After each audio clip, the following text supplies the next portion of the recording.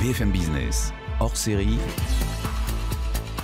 l'ère du client, présenté par Frédéric Simotel.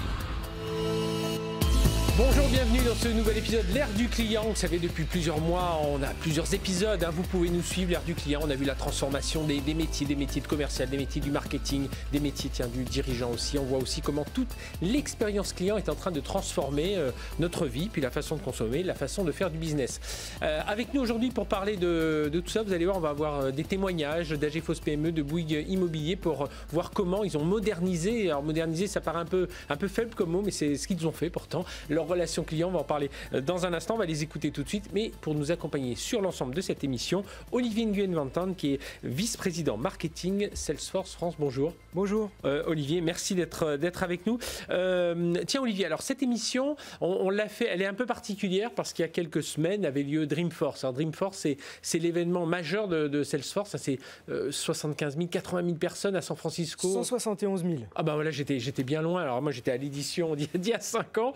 Alors, le but, Dreamforce, bon, c'est évidemment présenter toutes les innovations Salesforce, mais et nous, c'est ce qui nous intéresse ici, c'est de pouvoir comparer les expériences clients, les témoignages clients, parce qu'il y a beaucoup de clients qui viennent expliquer un peu comment tout ça se transforme pour eux. C'est ça, quel bénéfice on tire là de cet événement ? Alors Dreamforce, c'est la plus grande conférence technologique au monde organisée par un seul acteur, par Salesforce. Mais c'est beaucoup plus que ça parce qu'on s'intéresse bien sûr à la technologie, mais avant tout aux usages et à la transformation qui est faite par la technologie et avec la technologie. Donc c'est 4 jours de partage où tous nos clients viennent partager leurs expériences, les meilleures pratiques. Avec des vrais cas d'usage, hein. Je crois on arrive dans un hôtel, hop, on reconstitue complètement un hall d'hôtel, on reconstitue. Enfin, voilà, c'est super important. On est dans le concret, on est dans le maintenant, on n'est pas dans la vision à 5 ans ou 6 ans de la transformation digitale. On est vraiment dans le concret où on partage ce qu'on a fait sur les 6 derniers mois et ce qu'on va faire sur les 6 prochains. Et alors, ce qui est intéressant, c'est que c'est évidemment avec 175 000 personnes, c'est un événement international. On en est où là, s'il fallait avoir un petit baromètre entre ce qui se passe en France, en Europe, par rapport aux États-Unis, par rapport à la Chine, on est à niveau, on est encore un peu, toujours ces 6 mois, 8 mois, un an de décalage? Alors je pense qu'on est largement au niveau. Aujourd'hui, lors du dernier Dreamforce, on a eu des clients français comme Lacoste, comme Michelin, comme AXA, comme des startups comme Zen Connect, qui sont venus témoigner et partager où ils en sont de leur parcours. Et ils n'en sont pas au début de leur parcours, ils en sont à mi-chemin, ils ont déjà fait énormément de choses et ils ont encore énormément de choses à faire. Donc je dirais que la France est un bon exemple de ce qui peut se faire de mieux en matière de transformation. Et ce qui est intéressant, alors tout à l'heure je disais il y avait 75 000 personnes, mais c'était à l'époque quand il n'y avait que des techs qui venaient. Et aujourd'hui, c'est ça, c'est s'il y a 175 000 personnes, c'est parce qu'il y a des DSI, il y a des patrons de la sécurité, il y a des ingénieurs systèmes, certainement des développeurs, mais il y a aussi beaucoup, et là on va le voir dans un instant avec nos invités, enfin c'est Sébastien Coinon de la rédaction de BFM Business qui était à San Francisco, qui les a interviewés. Mais voilà, on a des patrons du digital, on a des patrons du marketing, on a des directeurs généraux qui viennent, des PDG, c'est ça, hein ? Tous les métiers sont représentés au sein de l'entreprise et je pense que c'est cette collaboration, ce partage au sein de l'entreprise, le fait de désiloter un petit peu les entreprises et tout le monde est à la table de cette transformation. Donc Dreamforce reflète exactement ça. Comme vous l'avez dit, on a des directeurs marketing, des directeurs du service client, des directeurs des ventes, des directions générales, etc. etc. Eh bien justement, on va en écouter une. On va l'écouter ensemble et puis ensuite on vous fera réagir, Olivier Nguyen Van Tan, sur ce qu'il faut retirer de ce témoignage. On va écouter tout d'abord, on aura le patron du digital de Bouygues Immobilier dans un instant, mais tout de suite c'est Astrid Chenard qui est directrice marketing chez AGFOS PME. Elle était donc au micro de Sébastien Coinon qui était là-bas à San Francisco il y a quelques jours. On lui a demandé, on lui a posé 2-3 questions. Quelles sont les missions d'AGFOS PME? Comment cette entreprise se transforme? Elle avait plusieurs systèmes d'information. Elle a passé tout dans un système unique. On l'écoute. Alors tout d'abord, pourquoi se transformer? Il faut savoir que chez AGFOS PME, nous avions 6 systèmes d'information.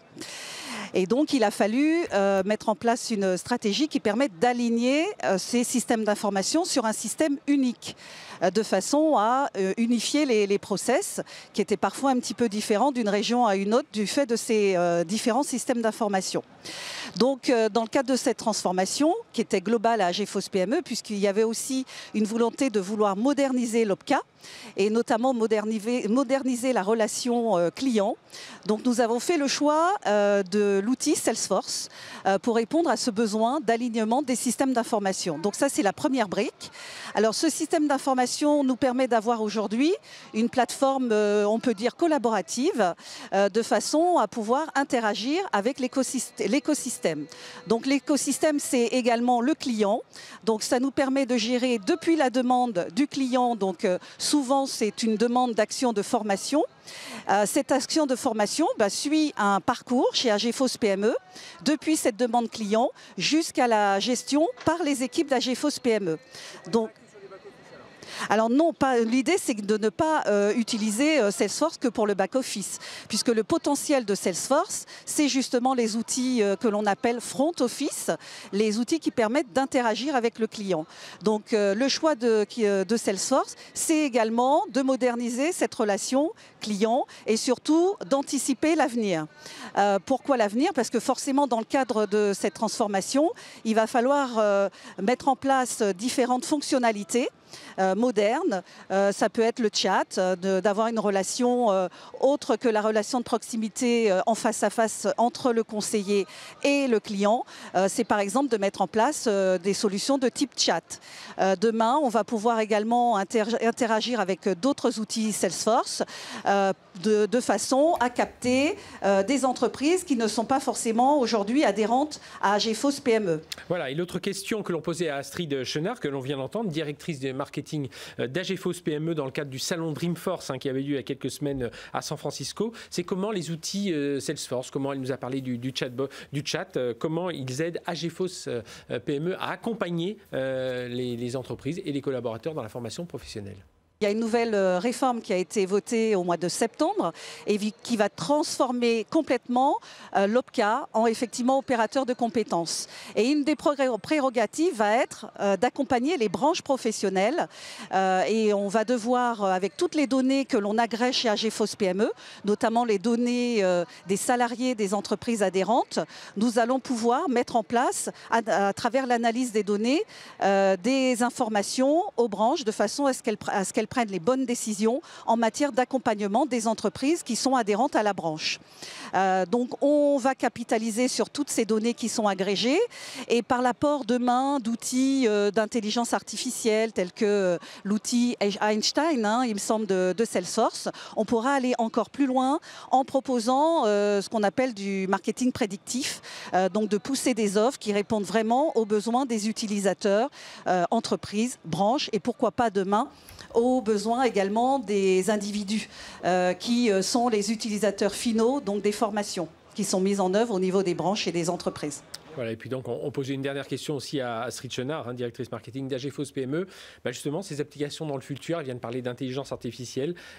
Comment cette transformation digitale allait accompagner AGFOS PME pour ses futures applications? On l'écoute. Alors dans les prochaines années, application, c'est plutôt répondre à des besoins très précis de formation dans le cadre de la transformation que vivent les entreprises aujourd'hui.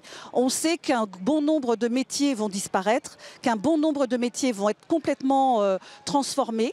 On le voit dans différents secteurs aujourd'hui, même dans la bijouterie par exemple, il y a des nouveaux métiers qui apparaissent, donc avec des nouvelles applications de type maquette numérique pour pouvoir créer un bijou unique ou même le prototype du bijou. Donc ça demande une expérience de la part de dans ces métiers de la bijouterie qui sont plutôt de l'ordre de, on va dire, pas l'informaticien mais presque, et ça transforme forcément le métier des bijoutiers. Donc ça veut dire que demain, grâce à ces outils, on pourra faire ces analyses en amont, on pourra faire du marketing prédictif et ainsi orienter les formations de façon à ce que sur les territoires et au niveau d'une branche, on puisse avoir les formations qui soient vraiment les mieux adaptées à à ces transformations. Et puis de même, accompagner également les organismes de formation, puisqu'in fine, ce sont eux qui sont aux manettes pour assurer ces formations. Donc forcément, on pourra mettre en place également avec eux des informations, des analyses très fines, très poussées, de façon à répondre, comme je disais, pour être au plus près des besoins de ces entreprises et de ces salariés. Voilà, c'était Astrid Chenard, directrice marketing AGFOS PME, qui était interviewée par Sébastien Coinon dans le cadre du salon Dreamforce qui avait lieu il y a quelques semaines à San Francisco, qui nous a donc expliqué un peu comment elle accompagnait, comment elle modernisait sa relation client. Olivier Nguyen-Vantin, vous êtes, je rappelle, vice-président en marketing France chez Salesforce. Première leçon à tirer de ces témoignages avec Astrid Chenard. Voilà, bon, c'est une simplification avant tout, ce qu'ils ont essayé de faire avec AGFOS, et ensuite, voilà. Pour moi, il y a 2 étapes. La première étape, c'est une stratégie qui se recentre autour de son client. Donc ça, c'est très clair avec une entreprise comme AGFOS PME. C'est exactement, ils repensent tout leur système d'information par rapport à cette stratégie. Et le deuxième point, c'est une unification des processus métiers. Donc ils ne font pas ça pour avoir un nouveau système d'information, ils font ça pour rationaliser l'ensemble de leurs processus, pour mieux collaborer plus vite et se recentrer autour du client. Et puis alors, Astrid Chenard parle à un moment de l'outil de chat, et ça c'est un vrai, visiblement pour AGFOS PME, ça a transformé un peu la façon de collaborer donc avec tous ceux qui sont dans le cadre des formations, que ce soit des entreprises ou des salariés. Mais tout ça, expliquez-nous un peu en quoi parce que c'est vrai qu'on en parle souvent de cet outil de chat, mais on n'est jamais rentré trop dans le détail. En fait, il y a une multiplication des canaux de communication aujourd'hui en entreprise. On n'est plus simplement sur le téléphone ou l'email, on a les réseaux sociaux, on a le chat, on a une multitude de différents canaux. Et je pense que le challenge pour les entreprises, c'est de pouvoir unifier la façon dont ils répondent, peu importe quel canal. Et le chat, c'est peut-être un moyen de plus en plus utilisé, notamment parce que ça a une interactivité assez forte, et c'est en rapidité ce qui se fait de mieux en ce moment. Et donc les entreprises veulent utiliser ce canal qui devient un canal de prédilection dans l'interaction sur des temps courts. Oui, pour avoir un peu plus d'activité, un peu plus de temps réel. Dans ce que nous dit à un moment Astrid Chenard d'AGFOS PME, elle nous parle aussi des data, l'importance d'être capitalisé sur les data. On n'arrête pas de le dire ici, mais enfin... Oui. Là, on voit un exemple très concret, mais c'est pas tout. Bon, ces data, il faut les recueillir, les récolter, les nettoyer, on va dire, savoir comment les agréger, comment les utiliser, comment travailler autour de ces data. Il faut donc chercher à créer de la valeur autour de ces data. Alors, c'est quoi aujourd'hui ? Qu'est-ce qu'on peut mettre, voilà, comme service, comme argument derrière cette création de valeur par la data ? Eh ben, pour moi, c'est la fluidité de la data qui est essentielle, parce que la data, elle existe depuis toujours au sein de l'entreprise. Par contre, aller la chercher au bon moment par rapport au bon cas d'usage, ça, c'est beaucoup plus difficile. Et cette fluidité de l'information, pouvoir amener la bonne data à la bonne personne au bon moment, c'est ce qui va créer de la valeur. Et c'est ce que les entreprises essayent de faire en ayant des systèmes de type CRM comme Salesforce, mais aussi en connectant leur CRM avec des systèmes existants qui leur permettent de démultiplier ce pouvoir de la data. On parlait à un moment d'intelligence artificielle. Alors c'est le grand terme à la mode aujourd'hui, mais aujourd'hui on en est où ? On est vraiment aux prémices de tout ça, de cette intelligence artificielle, au service avec cette data qu'elle récupère, ces nouveaux services mis en place. On est au tout début de l'intelligence artificielle, mais on a les premiers cas qui permettent de gagner en productivité. Et dans le cas d'AGFOS PME, c'est exactement ce qu'ils essayent de mettre en place, comme d'autres clients Salesforce, c'est d'essayer d'utiliser l'intelligence artificielle pour être plus productif, pour aller plus vite. Ça permet d'analyser un grand nombre de données plus rapidement pour l'amener à la bonne personne en temps réel. Alors, autre point, donc à travers ce témoignage d'Astrid Chenard d'AGFOS PME, on a vu un métier qui se transforme, le métier de la formation professionnelle, qui est un métier un peu compliqué parce qu'il y a de la réglementation, puis ça concerne les salariés, puis on demande aux salariés de se responsabiliser davantage sur cette formation. Donc voilà, c'est plus seulement l'entreprise qui décide ou l'organisme de professionnel, il faut aussi que le salarié se responsabilise et ait des outils à sa mesure. Mais moi, ça m'interroge aussi sur le côté formation, accompagnement. Et aujourd'hui, on voit que face à cette transformation numérique, on doit être formé, on doit être accompagné. Ça, c'est un point essentiel qu'on oublie peut-être parfois. On est un peu trop sur la techno. Alors nous, chez Salesforce, on a une plateforme de formation en ligne qui s'appelle Trailhead, qui justement vise à ne laisser personne sur le carreau par rapport à ces nouvelles technologies. Et c'est un point ultra important, comme vous l'avez dit, de pouvoir former les gens à tous ces changements, toutes ces transformations. Et là, on est bien loin de la technologie. On est encore dans les usages et dans les pratiques quotidiennes de chaque salarié en entreprise. Et vous avez des exemples d'entreprises, d'administrations qui sont en train de transformer aussi à travers où la formation devient clé dans le changement de ses compétences? Tout à fait. Les entreprises comme Adidas, comme Schneider Electric, comme AXA, comme Lacoste, elles mettent énormément d'efforts dans leurs projets de transformation auprès de leurs employés pour justement les accompagner, les mettre à niveau, faire du reskilling pour que tout le monde soit au même niveau d'utilisation de ces nouvelles technologies. Oui, et même niveau d'utilisation, même niveau de compréhension. On parle aussi d'amener, il faut attirer de nouveaux talents. Hein. C'est un peu ça aussi le but. Hein. C'est d'avoir des gens qui viennent un peu plus vers l'exploitation de cette data. Tout à fait. Et je pense qu'aujourd'hui, quand on rentre dans le monde du travail aujourd'hui, on veut utiliser des systèmes modernes, on veut utiliser des systèmes agiles et on ne veut pas utiliser des systèmes qui ont 20 ans d'existence parce que dans le monde du grand public, ce sont les outils qu'on utilise couramment.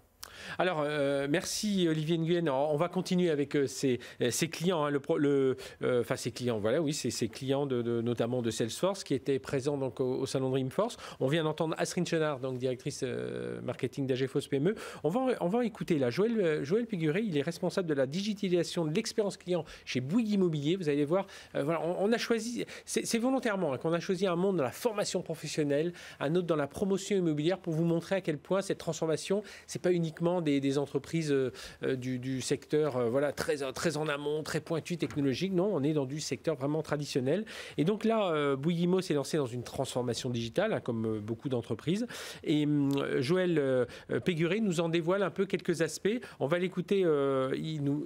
Et quelques aspects de cette transformation digitale, c'est tout démarrer du client. Hein. Vous savez, on en parle toujours quand on parle des Amazon, on est concentré sur le client. Et bien Bouygues Immobilier aussi, il se concentre sur le client. On écoute Joël Péguré, il était au micro de Sébastien Coinon, c'était au salon Dreamforce. Dans la promotion immobilière, on est lancé dans une transformation digitale, un peu comme toutes les entreprises. Hein. Et un des chantiers prioritaires pour nous, c'est l'expérience client. Faire en sorte que cette expérience soit la plus personnalisée possible, la plus sans couture possible pour nos clients. Et le digital est un formidable moyen pour cela. Et on est ici au Dreamforce pour un CRM qui nous permet de nourrir ces ambitions. Alors c'est un secteur évidemment assez particulier parce qu'on est sur un temps long. On prend, déjà on se renseigne, on pré-réserve souvent en vente, comment vous appelez ça, VFA. Donc c'est de la VFA, tout à fait. VFA, c'est l'acronyme de, rappelez-moi. Vente en l'état futur d'achèvement. C'est ça. Et donc, oui voilà, on a les clés 2-3 ans après finalement avoir signé. Exactement, le parcours est assez long. Entre le moment où on a un projet immobilier, le week-end, on sort sur internet, en famille, on regarde quels sont les différents programmes disponibles. Entre ce moment-là et le moment où on a les clés, il s'écoule entre 2 et 3 ans. Et puis, une fois qu'on a les clés, il peut y avoir jusqu'à 10 ans de parcours client jusqu'à la garantie décennale. Donc c'est un parcours qui dure presque 12 ans en moyenne. Alors, comment vous les accompagnez et comment vous essayez d'innover là sur un secteur mais qu'on a quand même bien besoin, hein. La promotion immobilière n'a pas tellement bougé quand même ces 10 dernières années, ces dizaines d'années. Donc, ça bouge beaucoup, très fort, très vite. Et donc comment est-ce qu'on le fait? Eh bien, on agit sur des étapes clés du parcours. Par exemple, la réservation à la vente notaire. Également, entre le moment où on a réservé et le moment où on va avoir les clés, il y a à peu près, donc je l'ai dit, 2 ans d'attente. Et donc c'est un moment où, grâce au digital, on va pouvoir communiquer avec nos clients sur l'avancée du chantier. On va pouvoir leur offrir un configurateur d'appartement, par exemple, pour pouvoir choisir les prestations. Et donc le digital nous permet de garder la relation avec nos clients pendant ces 2 ans, là où traditionnellement, avant, on avait des points de contact plus espacés dans le temps. Et donc le digital est un formidable levier pour cette portion-là de temps pour garder le contact et encore une fois avoir un parcours qui est le plus personnalisé possible, le plus simple possible pour nos clients. C'est vraiment ça l'objectif, c'est que ça soit simple. L'idée c'est d'innover, d'avancer face à ses concurrents. Parce que quelque part, vos concurrents, oui, on les connaît. Hein, ce sont des constructeurs d'appartements, de maisons. Mais vous n'avez pas encore, vous, de géants tech qui sont venus sur votre domaine pour l'instant. On parle beaucoup de voitures, de tout ça, mais sur la maison, bon, l'équipement un petit peu, mais la maison en elle-même, les 4 murs et le toit, pour l'instant, vous n'êtes pas encore ubérisé. Tout à fait, vous avez raison. C'est un domaine de l'industrie qui n'est pas encore ubérisé, digitalisé. Mais ça arrive, ça vient fort. On voit ici aux États-Unis qu'il y a beaucoup de startups sur le sujet. C'est un domaine d'industrie qui est en forte croissance sur l'innovation et les startups dans la digitalisation. Et donc, il faut qu'on fasse attention. Nous faisons attention à toutes ces menaces. Et puis, nous faisons également, comme vous l'avez dit, attention à être en avance par rapport à nos concurrents et proposer une expérience qui est différenciante par rapport à nos concurrents. Et concrètement, là, je pré-réserve chez vous mon appartement, 3 pièces, région parisienne. Qu'est-ce qui va se passer entre ce moment où je fais un premier chèque, avec des frais de notaire réduits, voilà, et dans 2 ans, mon bien livré, ma remise de clé. Qu'est-ce que vous allez me proposer? Comment on va échanger? Avec quelle fréquence là? Alors, déjà, je vous félicite, je vous encourage à acheter un appartement neuf. C'est mon premier bien, donc c'est important, hein, chez Champagne. Eh bien, il faut le faire chez Bouygues Immobilier. Alors, concrètement, qu'est-ce qu'on va faire? Eh bien, vous allez avoir un espace client, accessible sur Internet, 24/24, au travers duquel vous allez retrouver des informations importantes de votre achat, votre contrat des réservations, par exemple. L'aspect financier est très important. Vous allez retrouver dans votre espace client l'échéancier des appels de fonds. Vous allez pouvoir voir à quelle date, en fonction de l'avancée du chantier, les fonds vont être appelés. Vous allez pouvoir accéder à un configurateur pour choisir les faïences, les carrelages qui vont équiper votre futur bien. Vous allez pouvoir interagir avec Bouygues Immobilier, donc avec l'équipe de la relation client qui vous accompagne. Au travers dans votre espace client, vous allez pouvoir, à la manière de ce qu'on peut retrouver dans les espaces clients des banques ou des assurances, eh bien chez Bouygues Immobilier, vous allez pouvoir faire une demande avec un formulaire et l'équipe Bouygues Immobilier va vous répondre en assurant une réactivité maximale. Et toujours pour mieux vous servir et apporter une réponse la plus personnalisée possible. Tu veux avoir des photos, je sais pas, des photos, des vidéos de l'avancement du chantier là? Absolument, donc nos équipes de relations clients peuvent sur les chantiers avec leur smartphone prendre des photos directement du chantier et les publier sur votre espace client. Et donc là ça apparaît à la manière un peu d'un fil WhatsApp ou Facebook avec un fil chronologique. Et donc tout ça c'est grâce au digital, grâce à tous ces outils que l'on met en place, que l'on peut le mettre en place avec une simplicité d'usage importante pour les collaborateurs et pour nos clients.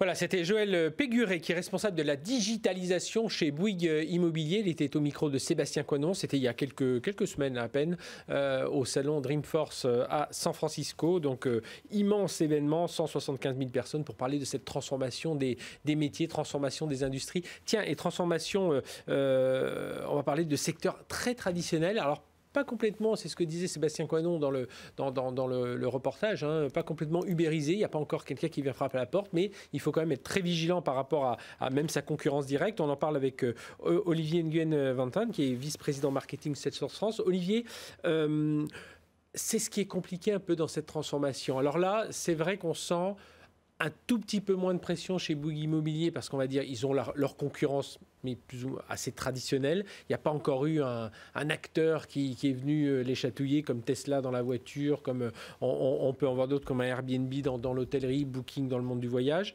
Mais bon, il faut qu'ils soient très vigilants. Mais c'est un petit peu ce qui est compliqué pour ces entreprises, c'est avancer à la vitesse traditionnelle, évolution, et puis imaginer la rupture en même temps, et puis avoir les deux types de clients, pouvoir répondre aux mêmes, et puis tout d'un coup le client il va revenir en arrière, il va vouloir un contact plus classique, et puis d'autres fois il va vouloir aller en ligne, voir des vidéos, se projeter dans la réalité augmentée. Ce qui me fascine, moi, chez Bouygues Immobilier, c'est que c'est sur un temps long. Un parcours client de 12 ans. Ouais. C'est un truc inimaginable. Tout le monde aimerait arriver. On est dans l'instantanéité, on est dans le monde du réel, on veut des réponses à la seconde. Eux, ils ont un challenge qui est complètement différent. Il faut qu'ils tiennent ce marathon sur 12 ans et garder le contact avec leurs clients au fil de l'eau, au fil du projet qui va, comme vous l'avez dit, un peu plus lentement que ce qu'on est habitué à avoir aujourd'hui dans le monde. Et je pense que là, le digital joue un rôle capital parce que c'est un liant qui permet de lier le projet qui avance de construction, qui avance relativement lentement, et donner des nouvelles, donner de l'actualité, donner du retour à des gens qui...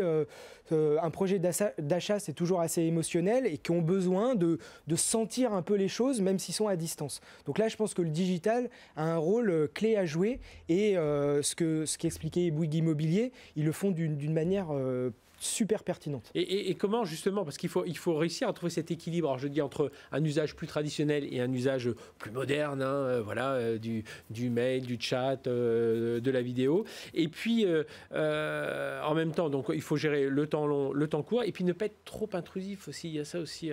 Ça, je pense que c'est le challenge des entreprises aujourd'hui. On a une multitude de technologies qui nous permettent une interaction client super complexe, en temps réel, très personnalisé, mais il faut trouver le bon équilibre pour ne pas être intrusif et pour apporter de la valeur. Et je pense qu'aujourd'hui, nos clients qui ont décidé de mettre le client au centre de leur stratégie, c'est comme ça qu'ils arrivent à trouver cet équilibre. Et alors, on en parlait tout à l'heure avec AGFOS qui est dans le monde de la formation. Ça veut dire, bon là on voit Joël Péguret, responsable de la digitalisation, ça veut dire que responsable de la digitalisation, j'imagine des outils, mais aussi des métiers, parce que les vendeurs de Bouygues Immobilier, ils ne travaillent plus comme avant. Tout à fait. Et il parlait des gens sur le chantier qui vont prendre des photos du chantier pour les partager avec les clients finaux. Donc ça, il faut les former, il faut qu'ils s'y habituent. Il faut les former, il faut les intégrer dans des processus orientés clients. Et c'est exactement ce que fait Bouygues Immobilier. Et ça, vous, ce que vous voyez dans Olivier Nguyen, dans les projets que vous voyez aujourd'hui, on voit des... Est-ce que c'est la réalité, ça, des équipes, dans les équipes projets, dès le départ, il y a tout un peu les corps de métier. Il y a et la DSI, et tous ceux qui vont travailler sur les data, et puis tous ceux qui vont être dans le process... Enfin voilà, tout le monde est intégré dans le process de vente, les métiers, voire même le juridique, parce que là, tiens, oui, ça doit être utile. Tout à fait. Et ce qui est important aussi, c'est d'avoir du sens dans ce qu'on fait. Donc quelqu'un qui fait un chantier, c'est pas simplement poser brique après brique pour monter une maison, mais c'est de penser au client, penser au consommateur final qui va recevoir ses clés 2 ans après et d'être intégré dans ce processus. Et ça donne du sens à la construction, ça donne du sens à son métier tous les jours. Et c'est ça qui est important dans les entreprises aujourd'hui, c'est d'avoir accès à ce but ultime orienté client. Et puis un tout dernier mot, la protection des données personnelles, c'est important, parce que là, évidemment, on a accès à tout un tas d'informations sur les clients. Ça, c'est des choses sur lesquelles vous travaillez aussi, évidemment? Alors nous, on travaille dessus, et moi, ce que je voulais dire, c'est qu'on a plutôt tendance à voir ce sujet comme une contrainte légale, comme de nouveaux process, comme un nouveau fardeau. Moi, je pense que c'est une formidable opportunité, au final. C'est une opportunité parce que ça va obliger les entreprises à repenser leur processus, à repenser leur data, orienter client pour produire de la valeur. Donc, moi, j'invite toutes les entreprises à repenser ça du bon côté, en créant de la valeur pour leurs clients et pas comme un simple aspect légal. Eh bien, Olivier Nguyen, merci d'avoir été avec nous. Merci à Sébastien Coinon et puis à Astrid Chenard et Joël Péguret, Astrid Chenard d'AGFOS PME, Joël Péguret de Bouygues Immo, de s'être prêté à cette interview. C'était il y a quelques semaines à Dreamforce. Donc voilà, bientôt un nouvel épisode de l'ère du client. Vous allez voir, on continue. Regardez en replay, vous allez voir, on a vraiment parcouru toutes les facettes. Là, c'était une émission un peu particulière, mais c'était l'occasion de mettre un zoom sur des clients, mettre un zoom sur cet accompagnement client. Merci de nous avoir suivis. Restez avec nous. On continue à parler numérique sur BFM Business. Merci Olivier. BFM Business, hors série, l'ère du client.